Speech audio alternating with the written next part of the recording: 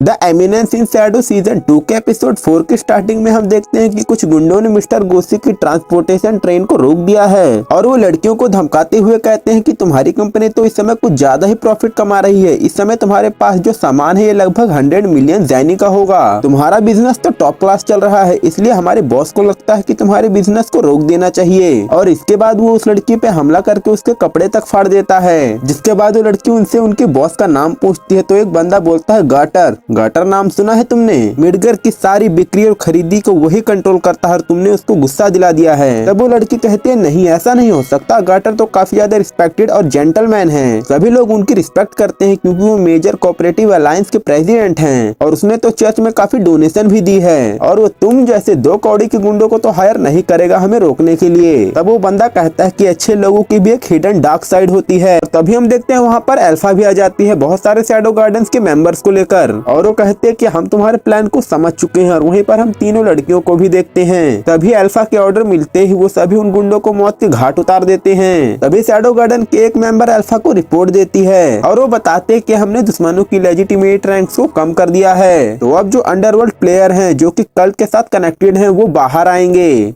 अपने आप को दिखाने के लिए। ये सुन के अल्फा कहते हैं कि वॉर शुरू होने वाली है। और अब अगले सीन में हम कागनों के दोस्त को देखते हैं जिन लोगों ने मिस्टर गोसी से काफी फैशनेबल कपड़े खरीदे हैं और इसी खुशी में वो झूम रहे होते हैं और कहते हैं ये कपड़े देखकर तो लड़कियां हम पे फिदा हो जाएंगी और साथ ही साथ हमारा सपना भी पूरा हो जाएगा। ये देखकर कागनो सोचता है पक्का ये डिजाइन ईटा ने बनाया होगा। तभी हम देखते हैं कि स्कल के कपड़ों पे जो लोगो लगा था वो उतरने लगता है। फिर वो कहते हैं अगर इस कपड़ों से लोगो निकल गए तब तो किसी काम के ही नहीं, फिर हम पे लड़कियां कैसे फिदा होंगी। पर हम चाहें तो उस लोगो को उतार कर दूसरे कपड़ों पे लगाकर उनको ब्रांडेड जरूर बना सकते हैं। वो लोगो उतारते हैं तो उन्हें पता चलता है कि ये लोगो तो किसी खराब से कपड़े पर लगा रखा था और अब उनके पैसे तो डूब चुके थे। फिर हमको कागनों के कपड़े दिखाए जाते हैं और उसके कपड़े ब्रांडेड थे। कागनो अब कहता है देखा जाए तो मेरे कपड़े अल्फा और बाकी लड़कियां बना के देती हैं और इस समय जो मैंने कपड़े पहने हैं ये मेरी पास्ट लाइफ जैसे हैं। और मैंने स्ट्रीट पे लोगों को भी देखा है जो कि सूट पहन रहे हैं। पहले तो मुझे लगा ये यहाँ का कल्चर होगा पर ये सब तो अल्फा का किया कराया है। मेरे हिसाब से वो मेरी पिछली लाइफ की नॉलेज का यूज कर रहे हैं अपने मार्केट शेयर्स बढ़ाने के लिए और उनकी कंपटीशन में जो कंपनी होगी वो इस बात से बिल्कुल भी खुश नहीं होगी। ये लोग मेरी नॉलेज का यूज करके पैसा कमा रहे हैं पर कोई बात नहीं, आज तो सब खत्म होकर रहेगा। और अब कागनो वहाँ से चला जाता है और वो जाते जाते कहता है कि जो मेरा है वो मैं लेने जा रहा हूँ। फिर हम कागनो को एक अलग ही जगह पर देखते हैं जहाँ पर वो अलग ही आउटफिट में होता है और वो कहता है कि आज से मैं एक सुपर एलिट एजेंट हूँ और बहुत जल्द इस दुनिया को मेरा नाम भी पता चल जाएगा। शैडो अब युकीमे के पास आता है और वो कहता है आज से मैंने शैडो नाम छोड़ दिया है और मेरा नाम है जॉन स्मिथ। इस बात पे युकीमे कहते हैं कि मुझे खुशी है कि तुम मुझको ज्वाइन कर रहे हो। शैडो कहता है इसमें मेरा भी प्रॉफिट है इसीलिए तो मैं ये काम कर रहा हूँ। फिर युकीमे कहते हैं क्या तुम हमारे बीच का रिलेशन सिर्फ प्रॉफिट के तौर पर ही रखोगे? फिर शैडो कहता है तुम भी तो यही कर रही हो, छुपाना बंद करो। युकीमे कहते हैं ठीक है और अब उसको इन्फॉर्मेशन देते हैं कि हाल ही में गाटर ने मेजर कॉर्पोरेट अलायंस की मीटिंग बुलवाई थी और वो मित्सुगोशी को हराना चाहते हैं और साथ ही ये भी सुनने को मिल रहा है कि जल्द ही मित्सुगोशी बंद होगी और हमारा प्लान तो चेंज नहीं होने वाला। वहीं पर कोऑपरेटिव अलायंस और मित्सुगोशी एक दूसरे को डिस्ट्रॉय करने में लगी होगी। फिर शैडो कहता है सब हमारे हाथ में होगा, हम ले लेंगे। यूके में कहते हैं कि हम चाहते हैं कि तुम हमारे लिए एक्शन लो लेकिन केयरफुल रहना, मेजर कोऑपरेटिव अलायंस के पीछे एक बंदा है और ये अंडरवर्ल्ड का वो स्पोर्ट्समैन है जो कि गाटर से भी ऊपर लेवल पे आता है और किसी के पता चलने के पहले ही उसने एमसीए के ऊपर कंट्रोल तक कर लिया। उसका नाम है गैटन द सॉर्ड डेविल और मैं उसको काफी अच्छे से जानती हूँ। फिर हम लोग युकीमे के पीछे एक निशान देखते हैं और शायद से ये गाटन ने ही किया होगा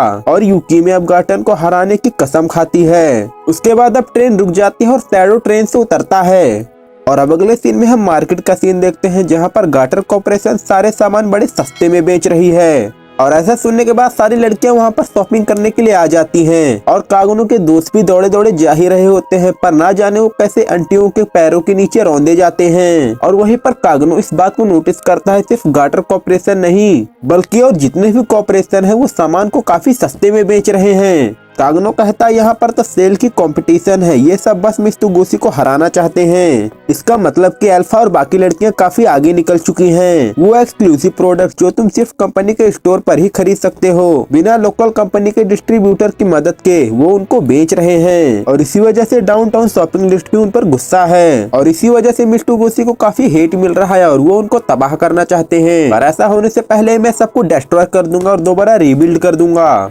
वो लोग मित्सुबिशी को डिस्ट्रॉय करेंगे तो मैं उनको डिस्ट्रॉय करूंगा और फिर सारे बचे हुए पैसे का यूज करूंगा एक ब्रांड न्यू मार्केट में मूव करने के लिए। और फिर अल्फा और बाकी लड़कियों को अपर मैनेजमेंट के लिए इनवाइट भी करूंगा और फिर बस इनको नेम चेंज करना है और मित्सुबिशी दोबारा रिवाइव हो जाएगा। और अगर एक बार ऐसा हो जाता है तो लोगों को समझ आ जाएगा कि असल में ये ही बेस्ट चॉइस है। वहीं पर अगले सीन में हम देखते हैं कि कागनो के दोस्त ने मार्केट में इतनी खींचातानी करी कि कपड़े तक फट चुके हैं। फिर कागनो का दोस्त उसको नया नोट दिखाते हुए बताता है ये आज ही आया है और इसे मेजर कोऑपरेटिव अलायंस ने निकाला है और इसी नोट को प्रमोट करने के लिए ही तो आज सेल लगी थी। फिर कागनो के पूछने पर उसका दोस्त पू उसको पुराने यूज होने वाले मित्सुबिशी के नोट दिखाता है। इसकल उसे बताता है कि पहले हम इस नोट को सिर्फ मित्सुबिशी के स्टोर पर ही यूज कर सकते थे लेकिन अब हम इन्हें पूरी सिटी में यूज कर सकते हैं। ये सुन के कागनो कहता है कि क्या उन लोगों ने अब अपना खुद का बैंक भी बना लिया। फिर उसको एक बात याद आती है कि जब वो छोटा था तो उसने अल्फा और बीटा को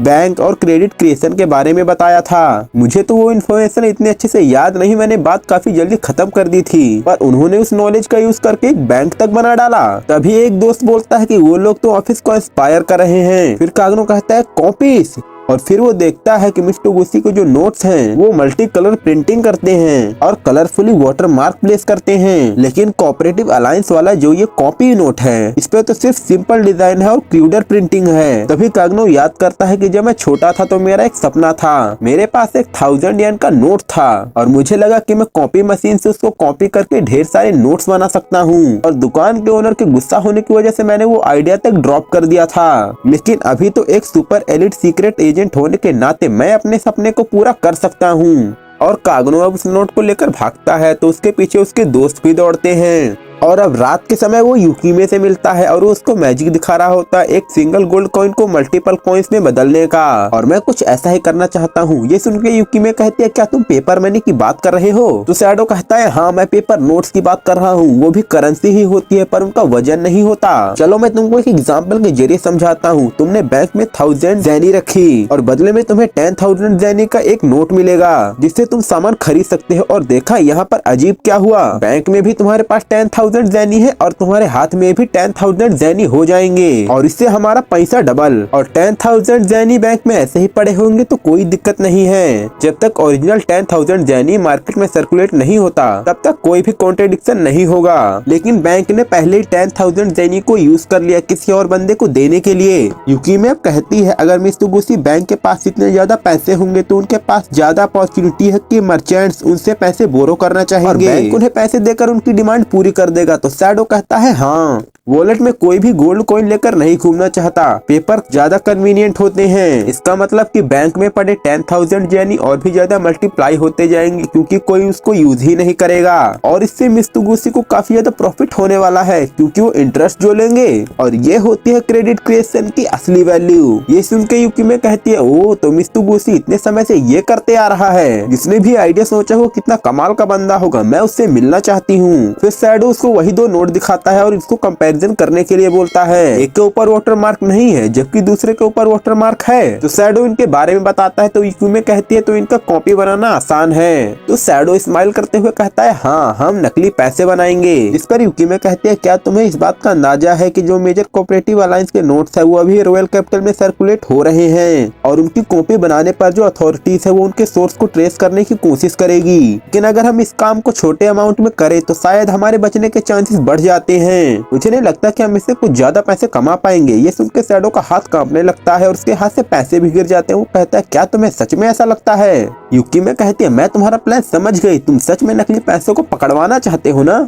जिससे लोगों का नोट पर से विश्वास उठ जाएगा और वो जल्दी से बैंक की ओर भागेंगे गोल्ड कॉइन्स को बदलवाने के लिए। और क्योंकि बैंक में काफी ज्यादा पैसा है इससे हमारा प्रॉफिट होगा। और वहीं शैडो तो इस बात से चुप ही रहता है क्योंकि असल में तो ये उसका प्लान था ही नहीं। वो उसे वापस से पूछता क्या तुम सच में यही सोचती हो। यूकी में उसकी पावर देखकर थोड़ा घबराने लगती है और कहती है हाँ मैं यही सोचती हूँ। इसके बाद हम देखते हैं कि स्टेशन आ जाता है तो शैडो वहाँ से निकलकर जाता है। फिर यूकी में उससे कहती है कि अंत में शैडो तो बस मेरे पेशेंस का टेस्ट ले रहा था, अच्छा हुआ कि मैंने कोई गलत जवाब नहीं दिया। और अब आगे सीन में हम देखते हैं कि एक कार्ड को शैडो गार्डन के मेंबर्स ने कब्जा कर लिया है टांगे के ओनर को मारने के बाद। और अब अगले सीन में हम देखते हैं कागनो को जो कि बैठकर खाना खा रहा होता है और वो अपनी स्मिथ वाली आइडेंटिटी को छुपाने के बारे में भी सोच रहा होता है और अपने मिस्तुगोशी और कोऑपरेटिव अलायंस के बीच फाइट करवाने वाले मिशन को पूरा करना होगा। आखिरकार मैं वो बंदा हूँ जो कि अपनी ही ऑर्गेनाइजेशन को बीट्रे कर रहा है उसको बचाने के लिए। और शैडो वहाँ पर डेल्टा को खाना खिला रहा होता है तो डेल्टा कहते हैं मुझे और खाना है। और अब खाना खाने के बाद वो वहाँ से जा रहे होते हैं। डेल्टा उसकी पीठ पर बैठी होती है और कहती है मुझे आप में से फॉक्स की स्मेल आ रही है। तो कागनो कहता है हाँ मैं फॉक्स को हंट करने गया था लेकिन तुम यहाँ पर क्या कर रही हो। जिस पर वो कहती है कि मुझे अल्फा ने कहा था यहाँ पर आकर बैंडेजेस को हंट करने के लिए, क्या आप भी चलोगे मेरे साथ। तो कहता है वो छोड़ो, क्या तुम्हें नहीं लगता कि तुम्हें अल्फा से मिलना है। फिर वो उसके सर पे चढ़ जाती है और कहती है हाँ मैं ये काम तो भूल ही गई थी, मुझे अल्फा से मिलना होगा। तो कागनो कहता है हाँ मिलने जाओ। फिर वो कहती है लेकिन बैंडिट का क्या होगा। इस पर वो सोचता है कि डेल्टा मुझे मेरे पुरानी लाइफ के पेट के बारे में याद दिलाती है। और अब अगले सीन में हम देखते हैं कि गार्टन को पता चलता है एक और फेलियर हुआ है। गार्टन उसे बताता है कि उसके प्राइवेट सोल्जर्स जितना हमने सोचा था उससे ज्यादा पावरफुल निकले। तो गार्टन कहता है इसका मतलब बैंडिट किसी काम के नहीं थे और इस बार मैं उनके पीछे क्लोवर्स को भेजूंगा। जिस पर गार्टन शॉक हो जाता है और कहता है वो वाले असैसिन्स जो कि आपने अपने हाथों से चुने हैं, अगर आप उन्हें काम पे लगाते हैं तो मिस्तुगोशी के सारे सीक्रेट्स हमारे कब्जे में होंगे। और अब अगले सीन में हम डेल्टा को देखते हैं जो कि गुंडों को मार रही होती है और शैडो उनके सारे पैसे ट्रेजर्स मनी को इकट्ठा कर रहा होता है। तभी एक पर्सन डेल्टा को रोकता है और कहता है सहारा होना, मैं जाब्रा, मैं तुम्हारा बड़ा भाई हूँ, आखिरकार तुम अब तक जिंदा कैसे हो। तो डेल्टा कहती है मैं बस हाइड एंड सीक खेलने में अच्छी हूँ। जाब्रा उससे कहता है मैं तुम्हारा भाई हूँ ना, भाई को नहीं मारोगी ना, मैं लेजेंडरी गार्डन के लिए काम करता हूँ। ये सुनते ही डेल्टा उसको मार देती है और कहती है मुझे ऐसा कमजोर भाई नहीं चाहिए। फिर शैडो कहता है क्या तुम श्योर हो ये पक्का तुम्हारा भाई ही था।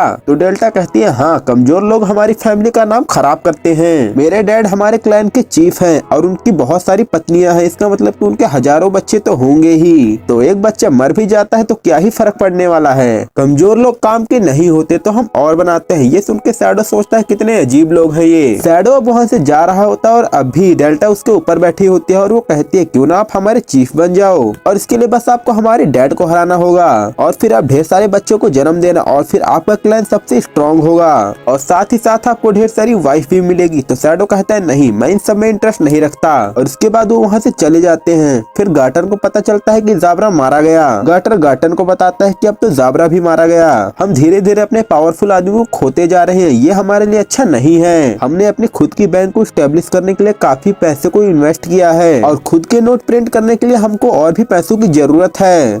हम लोगों को अपने कदम पीछे कर लेने चाहिए। तो गार्टन कहता है तुम एक बात भूल रहे हो, तुम ऐसी पोजीशन पे हो जहां से तुम सिटी के सारे कॉमर्स को कंट्रोल कर सकते हो। गार्टन कहता है तुम्हें बस मेरे ऑर्डर्स को फॉलो करना है। और वैसे भी देखा जाए तो क्लोवर्स में से जाब्रा सबसे कमजोर था और बाकी बचे हुए 3 को समन करो। मिस्टर गोशी के खिलाफ हमारी आर्मी को और ज्यादा पावरफुल करो और उनके सारे ट्रेड सीक्रेट्स हथिया लो। ये सुन के गार्टन ठीक है कह के वहाँ से चला जाता है। गार्टन अब कहता है जितना मैंने सोचा था मिस्टर गोशी उससे भी ज्यादा ताकतवर हैं और अब मुझे समझ है कि कल्ट उन्हें थ्रेट क्यों मानती है। और इसी के साथ इस एपिसोड का एंड होता है। एपिसोड अच्छा लगा हो तो वीडियो को लाइक करना और नेक्स्ट एपिसोड जल्द से जल्द देखने के लिए अभी चैनल को सब्सक्राइब करो। The eminence in Shadow season 2 की प्लेलिस्ट आपको कमेंट बॉक्स से उस चैनल पर मिलेगी और अभी एंड स्क्रीन पे आपको और वीडियोस दिख रही होगी, जरूर देखना। मिलते हैं अगले वीडियो में, तब तक के लिए बाय।